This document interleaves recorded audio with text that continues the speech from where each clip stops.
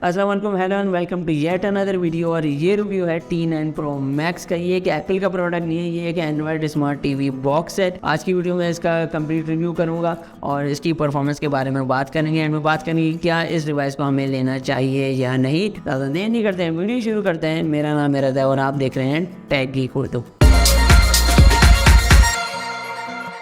तो सबसे पहले मैं अगर इसकी प्राइस की बात करूं तो ये हमें दो वेरिएंट्स में मिल जाती है। एक ब्लूटूथ के साथ जिसकी प्राइस है 6500 रुपये और एक हमें मिलती है बगैर ब्लूटूथ के जिसकी प्राइस है 6000 रुपये। काफ़ी ज़्यादा स्मार्ट टीवी बॉक्सेस के रिव्यू हमारे चैनल पे हो चुके हैं। अगर अब तक आपने वो नहीं देखे हैं तो उनका लिंक जो है वो डिस्क्रिप्शन में मौजूद है, वहाँ से जाके आप उनको देख सकते हैं। तो ये है T9 Pro Max का बॉक्स और पूरी कॉन्फ़िगरेशन बॉक्स के टॉप पे मेंशन है। उसके अलावा पूरे बॉक्स पे जो है वो 6 के काफ़ी ज़्यादा जगहों पे मेंशन है और बॉटम पे एक दफ़ा फिर से कॉन्फ़िगरेशन यहाँ पे मेंशन है। तो चले अनबॉक्स करते हैं। तो सबसे टॉप पे हमें यूज़र मैनुअल नज़र आता है, उसके अलावा हमें टीवी बॉक्स नज़र आता है जिसको अभी हम थोड़ी देर में देखते हैं। उसके अलावा बॉक्स के अंदर हमें 5 वोल्ट का पावर अडेप्टर नज़र आता है। उसके अलावा एक नॉर्मल रिमोट कंट्रोल मिलता है, साथ में हमें एक HDMI केबल मिलती है स्टैंडर्ड साइज की। अगर मैं T9 Pro Max की कॉन्फ़िगरेशन की बात करूँ तो इसके अंदर हमें Quad Core प्रोसेसर मिल जाता है, साथ में हमें Mali G31 का GPU मिल जाता है। इसके अलावा 4GB रैम इसके अंदर है, 64GB इंटरनल मेमोरी है जिसको आप एक्सपेंड कर सकते हैं। कार्ड स्लॉट इसके अंदर मौजूद है।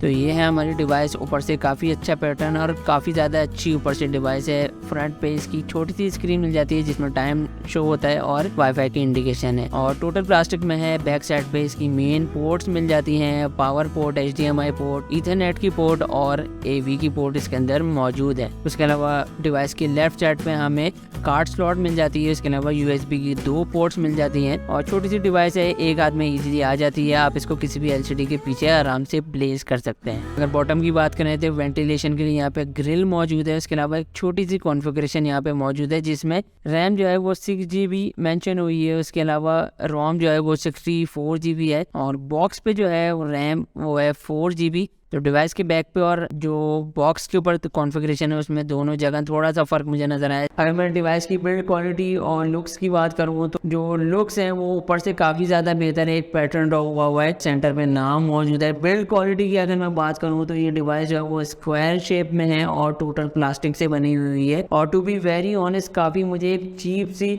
डिवाइस की फील आ रही है। जो इसकी प्लास्टिक है वो इतनी ज़्यादा कोई अच्छी क्वालिटी का इसमें यूज़ नहीं किया गया है। फ्रंट साइड पे हमें एक स्क्रीन मिलती है जिस पर टाइम शो होता है। उसके अलावा वाईफाई की इंडिकेशन भी इसी स्क्रीन में हो जाती है। मैं इसकी बॉटम की बात करूं तो यहाँ हमें वेंटिलेशन के लिए ग्रिल मिल जाती है। ओवरऑल जो अगर मैं इसकी बिल्ड क्वालिटी की बात करूं तो इतनी ज़्यादा मुझे कोई खास इसकी बिल्ड क्वालिटी लगी नहीं है। एक चीज़ जो काफ़ी ज़्यादा कन्फ्यूजिंग है वो ये कि डिवाइस के ऊपर एक स्टिकर है कॉन्फ़िगरेशन का, उसके ऊपर रैम जो है वो 6GB मेंशन की गई है, लेकिन जो बॉक्स है उसके ऊपर 4GB मेंशन की गई है, जिसको आगे चल के हम देख लेंगे कि इसकी रैम जो है वो 6GB है या 4GB है। तो चलिए डिवाइस को ऑन करते हैं और इस प्रोसेस को मैं थोड़ा सा स्पीड अप कर रहा हूँ। यहाँ पे हमें एंड्रॉयड का लोगो नज़र आया। उसके अलावा ये इसकी मेन होम स्क्रीन है। 3 जो है इसकी मेन फेवरेट के टाइल्स मौजूद हैं जिसको आप अपनी मर्जी से चेंज कर सकते हैं। सेटिंग्स की अगर हम बात करें तो सेटिंग्स में जाते हैं और सबसे पहले हम डिवाइस प्रेफरेंसेस में जाते हैं। अबाउट में जाएंगे तो यहाँ हमें डिवाइस का नाम नज़र आएगा। उसके अलावा एंड्रॉयड वर्जन 12 इसके अंदर मौजूद है और बाकी जो सेटिंग है वो एंड्रॉयड के फ़ोन जैसे होता है उनमें सेम सेटिंग यहाँ पे मौजूद है। तो स्टोरेज की अगर मैं बात करूँ तो यहाँ 64GB स्टोरेज मुझे नज़र आई है और एक चीज़ है कि यहाँ पे रैम जो है वो 6GB मेंशन हुई हुई है। तो बाकी यहाँ पे जो सेटिंग है वो बिल्कुल नॉर्मल एंड्रॉयड वाली सेटिंग है, उसमें कोई इतना ज़्यादा फ़र्क नहीं है। ये इसका मेन होम स्क्रीन है और नीचे जो है वो आप अपनी फेवरेट ऐप शॉर्टकट बना सकते हैं उनका। तो ये इसका मेन ऐप ड्रॉअर है। काफ़ी ज़्यादा एप्लीकेशन इसके अंदर इंस्टॉल हुई हुई है। जो एप्लीकेशन आप चाहते हैं इंस्टॉल करना वो आप इसके अंदर इजीली इंस्टॉल कर सकते हैं। लाइव टीवी की एप्लीकेशन भी इसके अंदर ऑलरेडी इंस्टॉल्ड आती है। एयर स्क्रीन की एप्लीकेशन इसके अंदर मौजूद है। मीरा कास्ट की एप्लीकेशन मौजूद है। आप इजीली अपने मोबाइल फ़ोन को इस एंड्रॉयड टीवी बॉक्स में कास्ट भी कर सकते हैं। तो यहाँ पे हमने डेफ चेक एप्लीकेशन को इंस्टॉल किया जिसकी मदद से हम डिवाइस की कॉन्फ़िगरेशन चेक कर सकते हैं और ये इसका मेन डैशबोर्ड आ गया है। उसके अलावा यहाँ अगर मैं प्रोसेसर की बात करूँ तो 4 कोर यहाँ पे प्रोसेसर नज़र आ रहा है। GPU जो है वो Mali G31 इसके अंदर मौजूद है और रेजोल्यूशन जो है वो है 1280x720 और ये इसका मेन डैशबोर्ड है। और यहाँ से जाके हम इसकी जो इंटरनल मेमोरी और रैम वहाँ से चेक कर सकते हैं। तो ये इसके रैम का टैब है और यहाँ पे आप देख सकते हैं कि फिजिकली जो इसके अंदर रैम इंस्टॉल है वो है 4GB। तो यहाँ पे हमें 4GB रैम नज़र आ रही है। इसकी फिजिकल रैम 4GB है और 64 GB इसकी इंटरनल मेमोरी है। तो अब हम YouTube को जाके चेक करते हैं, इसकी परफॉर्मेंस देखते हैं। किसी भी हम वीडियो को प्ले करके चेक करेंगे कि उसकी परफॉर्मेंस किस हिसाब से आ रही है, कैसी है। रेजोल्यूशन जो है वो इतनी ज़्यादा मुझे कोई क्रिस्प और शार्प रेजोल्यूशन नज़र नहीं आई है इसके अंदर।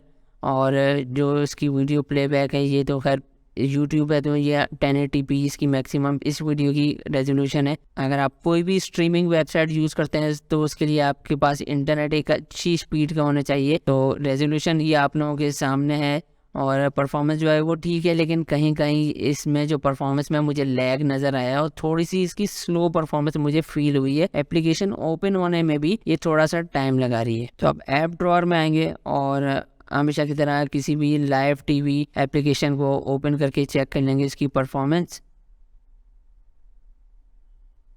आप देख सकते हैं आपके सामने काफ़ी ज़्यादा ये टाइम ले रही है। फर्स्ट टाइम एक तो ओपन हो रही है, उसकी वजह से भी टाइम ले रही है, लेकिन उसके अलावा भी मुझे इसके अंदर काफ़ी ज़्यादा लैग नज़र आया है।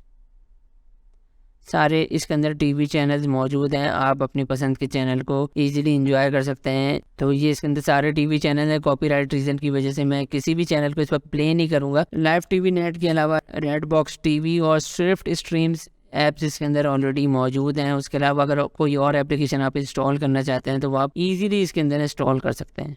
तो ये इसका मेन इंटरफेस है, आप इसमें आराम से बैकग्राउंड भी इजीली लगा सकते हैं। तो दोस्तों रिव्यू आप लोगों ने देख लिया होगा। अगर मैं डिवाइस की परफॉर्मेंस की बात करूँ, परफॉर्मेंस है वो थोड़ी सी स्लो मुझे नज़र आई है। कहीं कहीं डिवाइस है वो काफ़ी ज़्यादा लैग भी करती है और कोई भी एप्लीकेशन ओपन करें तो 10 से 12 सेकंड ये ओपन होने में उस एप्लीकेशन को लगा देती है। अगर मैं डिवाइस की रेजोल्यूशन की बात करूं तो इसकी जो रेजोल्यूशन है वो है 1280x720। इतना ज़्यादा क्रिस्प और क्लियर मुझे इसका रिजल्ट नहीं लगा है। अगर मैं अपनी बात करूं, मुझे ये डिवाइस लेनी हो तो मैं इस डिवाइस को नहीं लूँगा। इसके मुकाबले में मैं X96 क्यों लूँगा, क्योंकि उसकी परफॉर्मेंस इससे ज़्यादा बेहतर है, बिल्ड में भी वो इससे ज़्यादा बेहतर है और प्राइस में वो इससे ज़्यादा कम है। तो ये तो था रिव्यू T9 Pro Max का। और टू बी वेरी ऑनेस्ट मैं बताऊँ, इसकी परफॉर्मेंस कहीं भी किसी भी एप्पल प्रोडक्ट के करीब भी नहीं है। आई होप कि आज की वीडियो आप लोगों को हेल्पफुल लगी। इस तरह की मजीद वीडियोस के लिए हमारे चैनल को ज़रूर सब्सक्राइब करें। Thanks for watching.